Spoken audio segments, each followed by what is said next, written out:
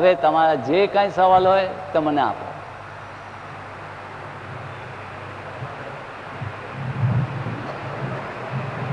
એક એક વાંચશે.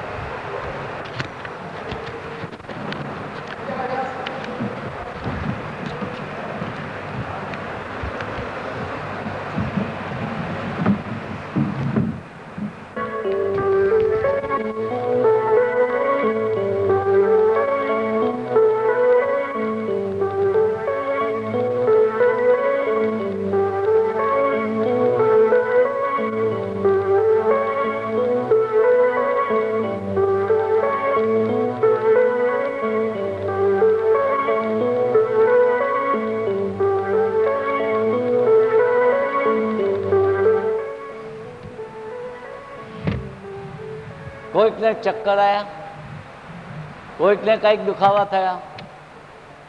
એ બતાવે છે કે આ એક્સરસાઇઝની જરૂર છે, આ એક્સરસાઇઝની જરૂર છે.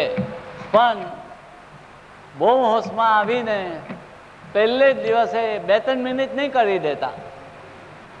પહેલા 2 અઠવાડિયા ખાલી 10 જ વખત બ્રેથ લેજો. આખી મિનિટ નહીં, 10 જ વખત બ્રેથ લેજો. બીજા 2 અઠવાડિયા પછી 20 લેજો, 30 લેજો. એમ કરીને 1 મિનિટના 36 શ્વાસ 4-5 અઠવાડિયામાં આવજો. આસ્તે આસ્તે આવજો. એકદમ પહેલે દિવસે 1 મિનિટના 36 પૂરા નહીં કરતા.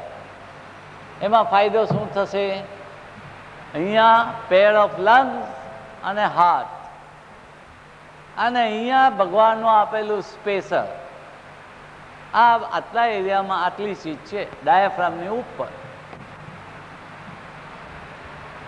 એટલે ફેફસાને લગતા જે કાંઈ એલિમેન્ટ્સ હોય, હાર્ટને લગતા જે કાંઈ એલિમેન્ટ્સ હોય, હાર્ટ એક્સપાન્ડ થતું હોય, વાલ્વ્સ બરોબર ના હોય, સાઈડમાં હોલ પડેલું હોય, અનેક બીજા દુઃખો હોય, પણ આસ્તેથી શાંતિથી શરૂ કરજો.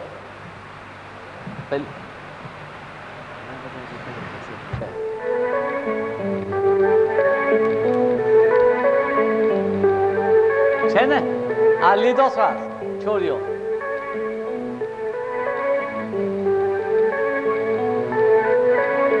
છે ને?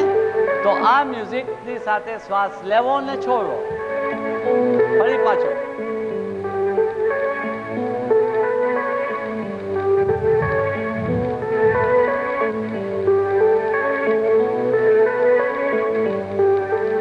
પરથી એક દિવસ બહુ જ ઊંડા અને મહાન કોમ્યુનિકેશન બી થઈ શકશે ચિત્તી સાથે, the divine mind of God, અને અંદર બેઠેલા જીવતા જાગતા ભગવાન સાથે.